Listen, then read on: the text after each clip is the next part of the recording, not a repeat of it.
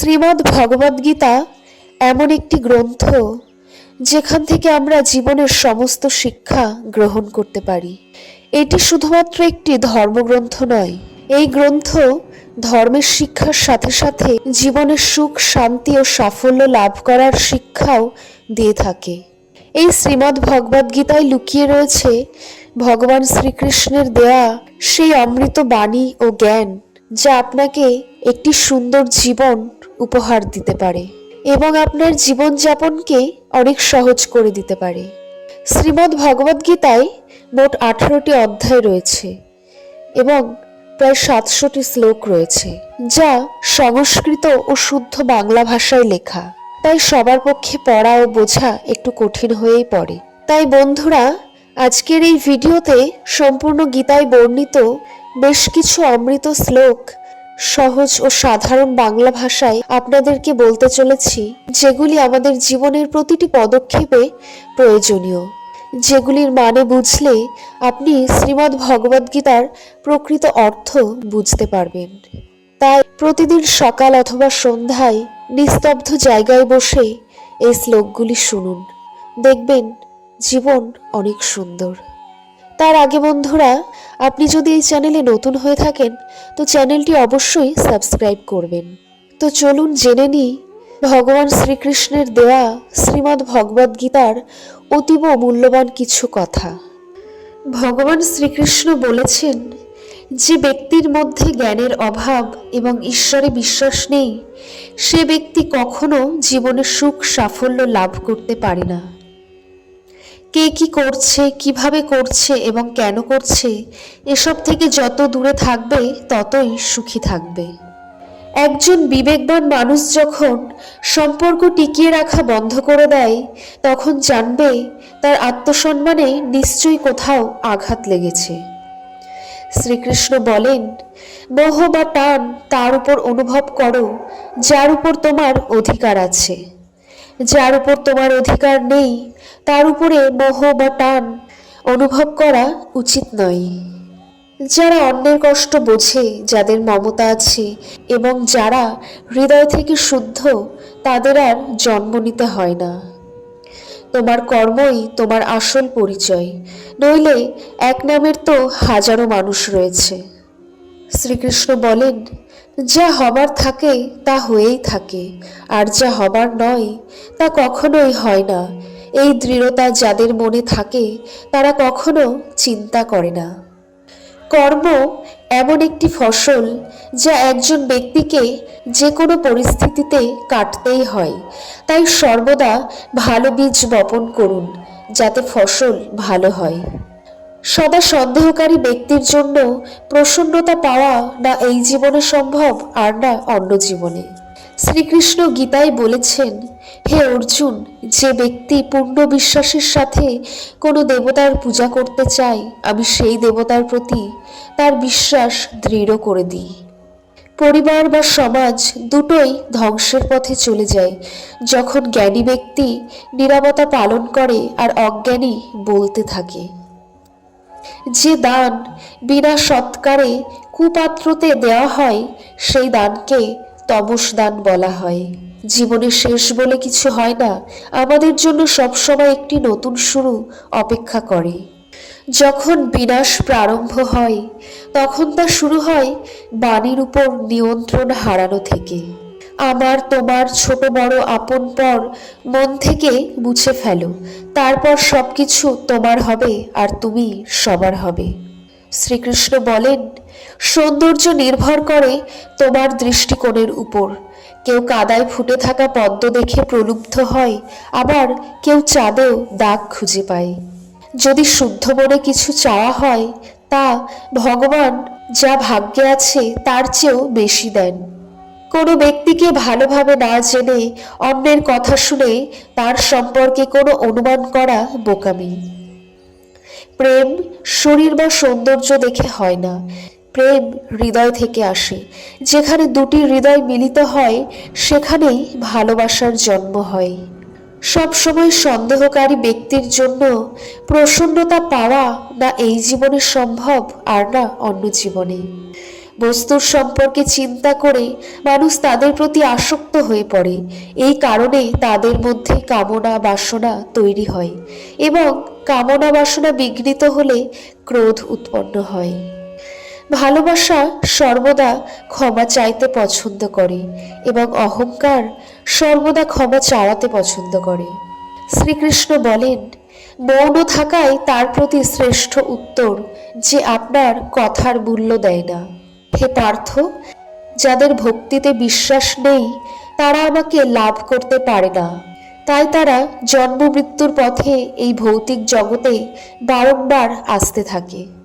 শ্রীকৃষ্ণ গীতায় বলেছেন, হে অর্জুন, যারা আমার পরম ভক্ত, যারা সর্বদা আমাকে স্মরণ করে এবং একক চিত্তে আমার উপাসনা করে, আমি স্বয়ং তাদের প্রত্যেকের কল্যাণের উত্তরদায়িত্ব গ্রহণ করি। যতটা সম্ভব চুপ থাকাই শ্রেয়, কারণ কথাই মানুষকে সবচেয়ে বেশি অপরাধ করতে বাধ্য করে। ভালো কাজ করার পরও মানুষ শুধু তোমার খারাপ কাজগুলোই দেখবে, তাই লোকে কি বলবে তাতে কান দিও না, নিজের কাজ করে যাও। শ্রীকৃষ্ণ বলেন, তুমি আজ যে কর্ম করছো তার ফল তুমি কাল অবশ্যই পাবে, আর আজ তোমার যা কিছু আছে তা তোমারই দ্বারা করা তোমার অতীতের কর্মফল। শ্রীকৃষ্ণ বলেন, আমি কারোর ভাগ্য তৈরি করি না, সবাই সবার ভাগ্য নিজেই তৈরি করে তার কর্মের দ্বারা। ভালো উদ্দেশ্য নিয়ে করা কাজ কখনো বৃথা যায় না, আর তুমি তার ফল অবশ্যই পাবে। অন্যের জীবনকে পরিপূর্ণতার সাথে অনুলিপি বা অনুসরণ করার চেয়ে নিজেকে জেনে অসম্পূর্ণভাবে বেঁচে থাকা ভালো। সংসারে কোনো মানুষই সর্বগুণ সম্পন্ন নিখুঁত নয়, তাই কিছু ত্রুটি উপেক্ষা করে তাদের প্রতি সম্পর্ক বজায় রাখো। সঠিক কর্ম সেটা নয় যার ফলাফল সর্বদা সঠিক হয়, তবে সঠিক কর্ম হলো সেটা যার উদ্দেশ্য কখনো ভুল নয়। তোমার কেবল তোমার কর্ম করার উপরে অধিকার রয়েছে, মানুষ নয় তার কাজ ভালো বা মন্দ হয়, আর মানুষের কর্ম অনুযায়ী সে তার ফল পায়। ভগবান বলেন, যখন ভবিষ্যৎ অন্ধকার দেখাতে শুরু করে তখন তোমায় বর্তমানের দিকে মনোনিবেশ করতে হবে। চেষ্টা করো, সমাধান বের করো, আজ না হলে কাল বের হবে। অর্জুনের তীরের মতো মরুভূমির থেকেও জল বেরিয়ে আসবে। যখন আমাদের মন দুর্বল হয় তখন পরিস্থিতি একটি সমস্যা হয়ে দাঁড়ায়, আর যখন মন স্থিতিশীল থাকে তখন পরিস্থিতি একটি পরীক্ষা হয়ে দাঁড়ায়, আর যখন আমাদের মন মজবুত হয় তখন পরিস্থিতি সুযোগ তৈরি করে দেয়। জীবনের সবচেয়ে বড় ভুল সেটাই যেটা থেকে আমরা কিছুই শিখি না। হে ভারতবংশী, দেহের মধ্যে থাকা জীবিতকে কখনো হত্যা করা যায় না, তাই কোনো জীবের জন্য তোমার দুঃখ করার দরকার নেই। মানুষের মানবতা ঠিক ওই সময় নষ্ট হয়ে যায় যখন সে অন্যের দুঃখে আনন্দ পায়। সময় শেখায় জীবন কারোর জন্য অপেক্ষা করে না, আর না কারোর জন্য থামতে পারে। জীবনও তার সাথেই খেলে যে খেলোয়াড় হয় সেরা। কষ্ট সবারই একই রকম, কিন্তু আত্মবিশ্বাস সবারই আলাদা আলাদা। কেউ হতাশ হয়ে ছিন্ন ভিন্ন হয়ে যায়, আবার কেউ সংগ্রাম করে জ্বলে ওঠে।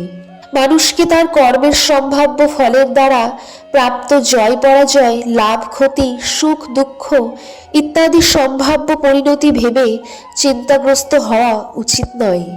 তুমি যদি তোমার ভুল থেকে কিছু শেখো তবে ভুলগুলি হবে তোমার সিঁড়ি, আর তুমি যদি না শেখো তবে ভুলগুলো সাগর হয়ে যাবে। সিদ্ধান্ত তোমার, উপরে উঠবে নাকি ডুববে।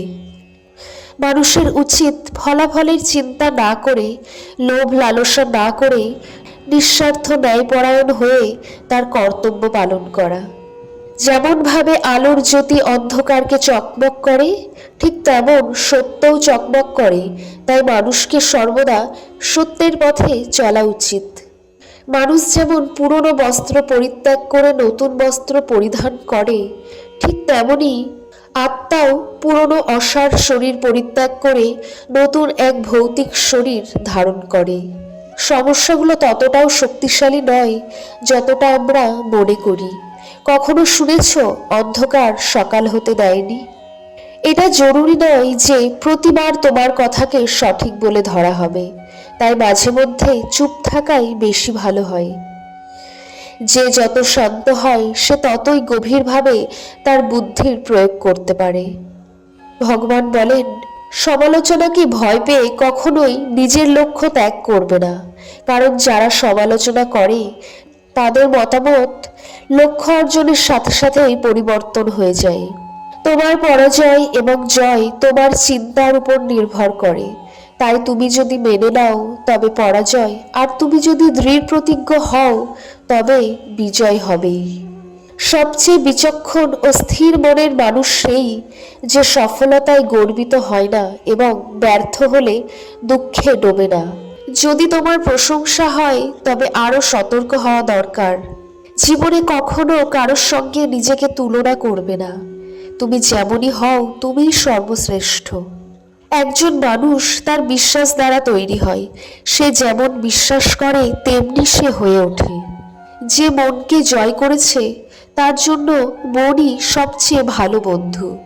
যে এটা করতে পারে না তার জন্য মন সবচেয়ে বড় শত্রু হয়ে ওঠে। নেতিবাচক চিন্তা আসবে এটা নিশ্চিত, তবে এটা তোমার উপর নির্ভর করে তুমি তাদের উপর কতটা গুরুত্ব দাও। সর্বদা মনে রাখবে, ভালো দিনগুলো পেতে তোমাকে খারাপ দিনের সাথে লড়াই করতেই হবে। জীবনে কোনো কিছুই চিরস্থায়ী নয়, তাই নিজেকে খুব বেশি চাপ দেবে না, কারণ পরিস্থিতি যতই খারাপ হোক না কেন তা অবশ্যই পরিবর্তন হবে। সংসারে যে কষ্ট দেয় তার ব্যক্তিত্ব যতই বড় হোক না কেন তা কখনোই ভগবানের কৃপা দৃষ্টির চেয়ে বড় হতে পারে না। অনুপ্রেরণার সবচেয়ে বড় উৎস হলো তোমার নিজের চিন্তা। তাই বড় চিন্তা করো এবং সর্বদা নিজেকে জেতার জন্য অনুপ্রাণিত করো। যে মনকে জয় করেছে সে ইতিমধ্যেই পরমাত্মাকে লাভ করেছে, কারণ সে শান্তি লাভ করেছে। এমন ব্যক্তির কাছে সুখ দুঃখ শীত গরম সম্মান অসম্মান সবই সমান। যখন কারোর জীবনে সবকিছু শেষ হয়ে যায় তখন এই সৃষ্টি কোনো না কোনোভাবে তাকে কারো কাছে পাঠায় তার আঙুল ধরতে। তারই নাম হলো শ্রীকৃষ্ণ। মানুষকে তার কর্মের সম্ভাব্য ফলাফলের দ্বারা প্রাপ্ত জয় পরাজয় লাভ ক্ষতি সুখ দুঃখ ইত্যাদির সম্ভাব্য পরিণতি ভেবে চিন্তাগ্রস্ত হওয়া উচিত নয়। আত্মা তার পুরনো শরীর ঠিক সেইভাবেই ত্যাগ করে যেভাবে মানুষ তার পুরনো বস্ত্র খুলে নতুন বস্ত্র পরে। সময়ের আগে প্রাপ্ত জিনিস তার মূল্য হারায় এবং সময়ের পরে প্রাপ্ত জিনিস তার গুরুত্ব হারায়। যারা বুদ্ধি ত্যাগ করে আবেগে ভেসে যায় সবাই তাদের বোকা বানাতে পারে। পৃথিবীর সামনে যে জেতে শুধু সে বিজয়ী হয় না, সে জানে কোন সম্পর্কের সামনে কখন কোথায় হারতে হবে, সেও বিজয়ী হয়। হে অর্জুন, একজন ব্যক্তি যা ইচ্ছে তাই হতে পারে যদি সে অবিরত বিশ্বাসের সাথে কাঙ্ক্ষিত জিনিসের উপর ধ্যান করে। নিজেকে কখনো দুর্বল মনে করো না। পড়ে গেলে ওঠার চেষ্টা করো, লড়াই করো, পূর্ণ নিষ্ঠার সাথে তোমার দায়িত্ব পালন করো। বাকি সব আমার উপর ছেড়ে দাও। তোমার কষ্টের জন্য পৃথিবীকে দোষারোপ করো না। তোমার মনকে বোঝাও, তোমার মনের পরিবর্তনই আনবে তোমার দুঃখের সমাপ্তি। তোমার নিজের ইচ্ছার শক্তির মাধ্যমে নিজেকে নতুন আকার প্রদান করো। কখনো নিজেকে নিজের ইচ্ছার দ্বারা অপমানিত করো না। ইচ্ছা তোমার পরম বন্ধু হতে পারে, আবার পরম শত্রুও হতে পারে। সময় কখনো এক সমান থাকে না। তাদেরও কাঁদতে হয় যারা অকারণে অন্যকে কাঁদায়। প্রতিদিন ভালো নাও হতে পারে, কিন্তু প্রতিদিনের মধ্যে অবশ্যই ভালো কিছু থাকে। ধৈর্য ধরো। জীবনে কখনো কখনো ভালো ফল পেতে তোমাকে সবচেয়ে খারাপ সময়ের মধ্যে দিয়ে যেতে হতে হবে। কান্না থামাও। নিজেই নিজের সমস্যার সাথে লড়াই করতে শেখো, কারণ যারা সঙ্গ দেয় তারাও শ্মশান পর্যন্তই সঙ্গ দিতে পারে, তারপরে নয়। যখন সময় বিচার করে তখন সাক্ষীর প্রয়োজন হয় না। তোমার বিশ্বাস একটি পাহাড়কেও নাড়াতে পারে, কিন্তু তোমার মনের সন্দেহ আরেকটি পাহাড়কে তুলে দাঁড় করাতে পারে না। মন অশান্ত হলে মনকে নিয়ন্ত্রণ করা কঠিন হয়ে যায়, তবে অনুশীলনের মাধ্যমে মনকে নিয়ন্ত্রণে আনা সম্ভব। অহংকার আর সংস্কারের মধ্যে পার্থক্য আছে। অহংকার অন্যের মাথা নত করে খুশি হয়, সংস্কার স্বয়ং মাথা নত করে খুশি হয়। সেবা সবার করো, কিন্তু আশা কারোর কাছে রেখো না। কিন্তু সেবার প্রকৃত মূল্য একমাত্র ভগবানই দিতে পারে। যখন সত্য অসত্যের মধ্যে লড়াই হবে, তখন সত্য একা এসে দাঁড়াবে এবং অসত্যের বাহিনী দীর্ঘ হবে, কারণ অসত্যের পিছনে থাকবে মূর্খদের বিশাল বাহিনী। শব্দগুলো কেবলমাত্র এই পরিমাণে বলা উচিত যে তোমার যদি সেগুলো ফিরিয়ে নিতে হয়, তবে তুমি যেন অসুবিধায় না পড়ো। একা থাকা তোমায় এটা শেখায় যে আসলে তোমার নিজেকে ছাড়া আর কিছুই নেই। যখন পরিবারের সদস্যদের অপ্রীতিকর মনে হয় এবং অপরিচিতদের নিজের মনে হয়, তখন বুঝে নেবে ধ্বংসের সময় শুরু হয়ে গেছে। রেগে গেলে চিৎকার করতে শক্তি লাগে না, রেগে গেলে চুপ থাকতে অনেক শক্তি লাগে। যা তোমার তা তোমার হয়েই থাকবে। সারা বিশ্ব সংসার এক হয়ে গেলেও তা ছিনিয়ে নিতে পারবে না। একটি উপহার প্রকৃত এবং পবিত্র তখনই হয় যখন তা হৃদয় থেকে সঠিক সময়ে ও সঠিক স্থানে ব্যক্তিকে দেওয়া হয়। আর যখন উপহার দানকারী ব্যক্তির হৃদয় সেই উপহারের বিনিময়ে কিছু পাওয়ার আশায় থাকে না। তুমি যদি জীবনে খুশি হতে চাও, তবে তোমার কি আছে তার দিকে বেশি মনোযোগ দাও, অন্যদের কি আছে সেদিকে নয়। তোমাদের সমস্ত কষ্ট সেই দিনই শেষ হবে যখন তোমরা বিশ্বাস করবে যে তোমাদের সমস্ত কাজ ভগবানের ইচ্ছাই হয়। যে ব্যক্তি পরিষ্কার এবং সোজা কথা বলে, তার কথাবার্তা অবশ্যই কঠোর, কিন্তু সে কখনো কাউকে ঠকায় না। প্রতিকূলতায় ধৈর্য, সমৃদ্ধিতে দয়া এবং সংকটে সহনশীলতা মহান মানুষের বৈশিষ্ট্য। স্বর্গ লাভ করে বহু বছর সেখানে বসবাস করার পর একজন ব্যর্থ যোগী আবার ধার্মিক ও সমৃদ্ধ পরিবারে জন্মগ্রহণ করে। এই সংসারে দুই প্রকারের ব্যক্তিরা স্বর্গের উপরে দরজা পায়: যারা ক্ষমতাবান হয়েও ক্ষমা করা জানে, আর যারা স্বয়ং দরিদ্র হওয়া সত্ত্বেও দান করে। প্রেম শরীর বা সৌন্দর্য দেখে হয় না, প্রেম হৃদয় থেকে আসে। যেখানে দুটি হৃদয় মিলিত হয়, সেখানেই ভালোবাসার জন্ম হয়। ভগবান বলেন, তুমি ফিরে যেতে পারবে না আর শুরুকে পরিবর্তন করতে পারবে না, কিন্তু তুমি যেখানে আছো সেখান থেকে শুরু করতে পারো আর শেষকে অবশ্যই পরিবর্তন করতে পারো।